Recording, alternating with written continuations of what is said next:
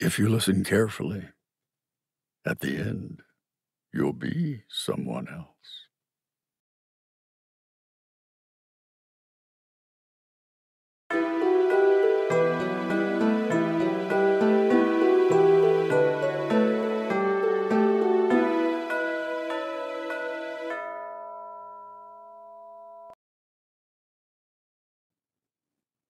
It was a cold afternoon in Paris. Pierre stared blankly at the setting sun, which presented a beautiful sight as it seemed to disappear along the River Seine. The embankment was crowded as always, bustling with people, but the calming sound of the Seine flowing gently was all that he could hear. His thoughts were veering off into the past, a past that was excruciatingly painful to remember. He closed his eyes in an attempt to find some serenity, but his mind took him back to the moment in the past when he had been lying at that very place by the bank of the Seine, severely burned on his face and body, writhing in pain and gritting his teeth to contain his screams of agony. The very moment in which he had made a vow for vengeance. Pierre was a young knight, brave and fierce, yet pious and God-fearing. Joining the Holy Order of the Knights Templar had always been a dream for him. His childhood memories were filled with glorious tales of the Templars, the defenders of the cross against the infidels and the protectors of the pilgrims. Having a deep religious devotion, Pierre's most pressing desire was to free the Holy Land from the clutches of the Saracens. However, ostensibly, the Templars' future looked bleak. There were whispers all over Christendom that the Order had fallen. The Templars had lost Acre, their last major stronghold in the Holy Land, to the Mamluks after a bloody, humiliating defeat, and had been forced to retreat to the island of Cyprus. The support for the Order had been withering, and there were rumors of turmoil within the Order itself. But Pierre could not be dissuaded. He truly believed that the Order could be restored to its former glory. At the age of 22, Pierre was accepted into the Order, following a secret initiation ceremony in a small chapel in southern France. Conflicting emotions of both fear and anticipation overcame him as he knelt on the floor, the swords of the masters of the Order hovering over his head. In attendance was the new Grand Master, Jacques de Molay. He had already gained popularity for his pledge to bring reforms to the Order. Pierre could not help but be impressed by the Grand Master's magisterial charisma. He was tall and lean, with silvery long hair and a silver beard. On his stern face were lines that seemed to speak of wisdom, yet there was a strange tenderness in his eyes. The young knight's nervousness did not escape them. His lips curled into a slight smile. That was enough to assuage Pierre's anxiety. He would never forget the moment when he was presented with a white cloak embroidered with a large red cross and a ring, both of which symbolized his membership in the Order. Overwhelmed with gratitude and pride, he was one of the brethren now. He was a knight who understood his true calling. What transpired in the years that followed was very different from what Pierre had hoped and prayed for. The Templars continued to suffer loss after loss. Jacques de Molay's dream of another crusade was falling to dust. Pierre was an optimistic believer, but the same could not be said for most men in the Order. The Grand Master had gone quieter and stayed absorbed in his meditations for long hours. The commandery was enveloped in gloom. "You have been chosen for a greater purpose, my child," the Grand Master would often say to Pierre. He never explained it further, and Pierre was too obedient to ask. But in his heart, Pierre had faith that he could do more for the Order that was on the verge of becoming obsolete. He was waiting for divine guidance to show him the way. Jacques de Molay had been summoned by the newly elected Pope Clement V. The word was that he was just a pawn for King Philip IV, the Fair King, who had started to resent the Templars because of his enormous debt to them and their massive wealth. The king's emissaries had been assigned to tarnish the Templars' reputation. By the time Jacques de Molay arrived for his papal audience, King Philip had already confronted the Pope with a staggering list of false accusations against the Templars. The Grand Master met with an appalled Pope who had been ordered to investigate the allegations of heresy, sodomy, and idolatry. "We need to act swiftly. We cannot let the treasure fall into the king's hands," the Grand Master announced at the meeting held in the strictest secrecy after his return. "The king can do us no harm. We are protected by the papal bull," exclaimed another master frantically. "The end is near," Jacques de Molay declared in a solemn voice, shaking his head. The most pressing task at hand was to discreetly whisk the Templars' treasure safely away from the port of La Rochelle. As Pierre carried a heavy chest to load into a carriage outside, he bumped into someone in a quiet and dark corridor of the temple. "Pardon, Senor," Pierre uttered quickly, placing the chest on the floor. He opened his mouth to apologize more profusely when he realized it was Jacques de Molay. But the Grand Master silenced him with a raised hand. He stared into the Grand Master's eyes and saw a glimpse of raging flames. Pierre was dumbfounded and could not peel his eyes away. As he continued to gaze intently, he saw the familiar faces of his brethren. And then he saw the Grand Master, Jacques de Molay himself. They were held in chains by the officers of the king, and the raging flames were getting closer. Pierre let out a sharp gasp as the flames engulfed the Templars. The Grand Master abruptly closed his eyes, and Pierre's vision was disrupted. A single tear rolled down the Grand Master's cheek. "Do not doubt the validity of this ill foreboding." The Grand Master's voice was hoarse. Overcome with grief, Pierre could not find his voice. The Grand Master placed one hand on his shoulder and, with the other, produced a small brassy golden cup from under his cloak. Pierre's mouth fell open in amazement. "Is this the Holy Cup?" he wondered. "The most heavily guarded treasure of the Templars?" But he dared not ask the question. The Grand Master raised the seemingly empty cup to Pierre's lips and whispered, "You have been chosen for a greater purpose, my child." The same words he had said to Pierre many times before. A few drops of sweet liquid, which only appeared after Pierre's lips touched the cup, flowed from the brim of the cup into his mouth. To Pierre's disappointment, he felt nothing unusual. He always believed that drinking from the holy chalice could grant miracles.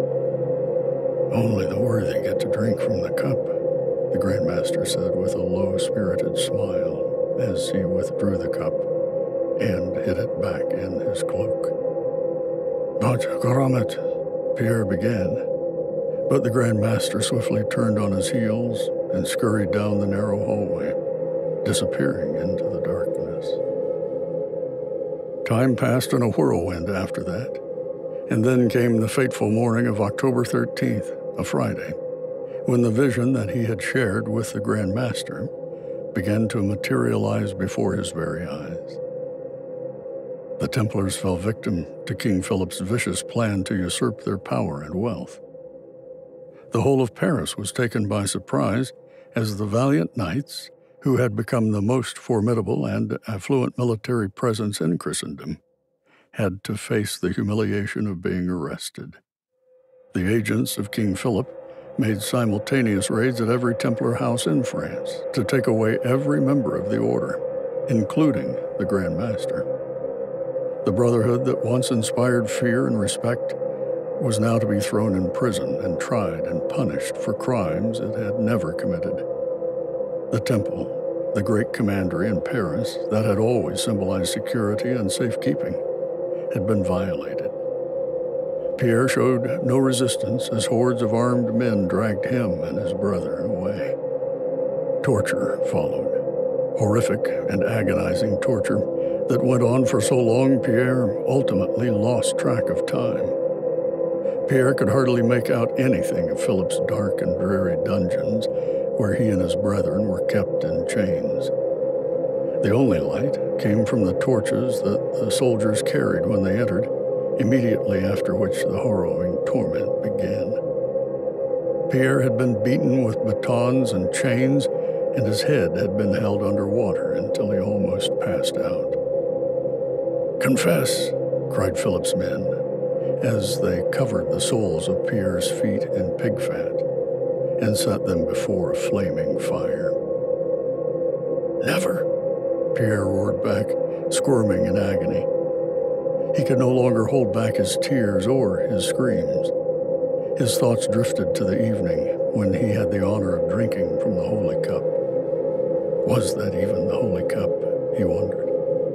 He could feel every wound, every bruise, every burn.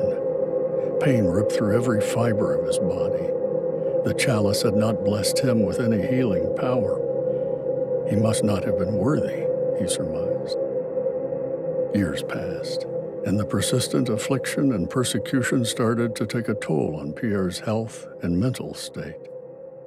He had begun to experience hallucinations and paranoia. His physical condition had drastically declined.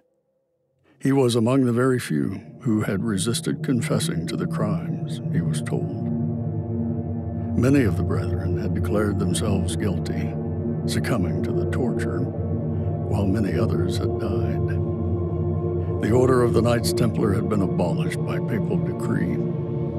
The king's men often gossiped about how the Grand Master had also confessed, but had later retracted his statement. Pierre was certain that he would meet his dreadful end in a dark corner of the dungeon, instead of dying with dignity on the battlefield, as he had always dreamed. One day, in early spring, he heard the sound of cannons. A death sentence had been issued. A few minutes later, he was dragged outside, and he saw daylight after years. Pierre's eyes were blinded by the glare of the sun. He could hear the noises coming from the large crowd that had gathered all around. Through his drooping eyelids, he caught a glimpse of the pyre that had been erected on an island in the River Seine. He was jolted out of his stupor when he noticed the Grand Master, Jacques de Molay, and other leaders of the Templars' chapters tied with straw. There was no fear on their faces. The Grand Master was facing Notre Dame and had his hands clasped together as if in prayer. Pierre was so perturbed that he barely noticed that he was being bound in straw and fastened to stakes. "No pardon for relapsed heretics," shouted one of Philip's troops. The crowd went silent. The flames were lit, and Pierre closed his eyes. He had seen it all before. The final and most devastating part of the vision was coming true. He was ready to go. The thick silence was abruptly broken as a heavy voice bellowed. "Let evil swiftly befall those who have wrongly condemned us. God will avenge us." It was Jacques de Molay. He had invoked a curse upon his murderers. Divine justice would be served one day. Pierre experienced a feeling of peace settling over him slowly. He fell unconscious as his body melted in the flames. Pierre opened his eyes to the pitch black of night. He was lying on the cold, hard ground, his skin and flesh covered in burns and scalds all over, with pain shooting through his entire body. This couldn't possibly be heaven, Pierre felt certain. And to his astonishment and dismay, he realized he was a mere few feet away from the pyre where he and his brethren had been burned to death. There was nothing left on the pyre. The king's men seemed to have cleared it all. Pierre dragged his body along the ground towards the bank of the Seine. He looked at his reflection in the water. He was alive. His body was badly burned, his skin charred, and the pain was overpowering his senses. But his soul had refused to leave. The Holy Cup had granted him immortality. You have been chosen for a greater purpose, my child. The Grand Master's words echoed in his ears. The king and the Pope must die. The order must be avenged. Overcome with seething rage, he made a vow, calling upon the River Seine as his witness. Many days passed. Pierre's blisters were far from healed, and he lived in sheer agony. He limped in the shadows, covered in a large black cloak. It had taken him days to arrive at Avignon, where the papal residence was. He approached the gardens, where he knew the Pope often took his solitary walk. The main entrance to the garden was heavily guarded, but the Templars knew of a way through the bushes. Pierre yanked his injured body over the bushes and perched himself under a tree, waiting for the Pope. The moon was full, and Pierre's sixth sense could tell him that he would meet the Pope that night. His instincts were correct. Pope Clement V appeared from behind the trees, his long robe creating a gentle rustling sound as it trailed him on the ground. He seemed to be deep in thought. Mon Père, the Pope was startled as Pierre's voice echoed in the silence of the night. Who are you, and what are you doing here? The Pope demanded. I am but a dying man, Pierre replied in a feeble voice, taking his cloak off his head and revealing his hideously burned face.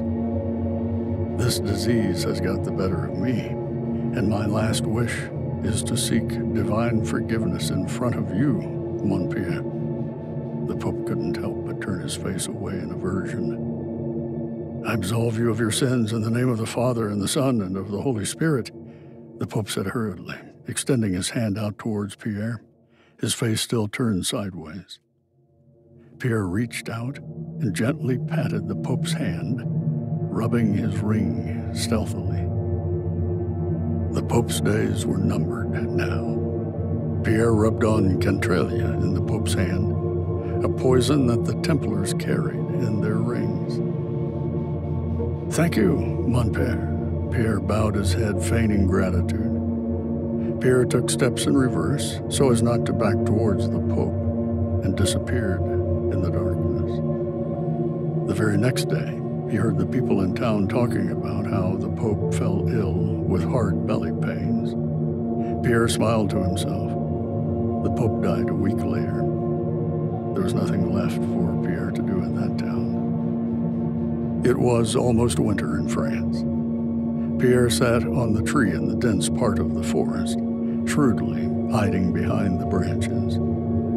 King Philip's hunting party was nearby. He could hear the sound of horses' hooves.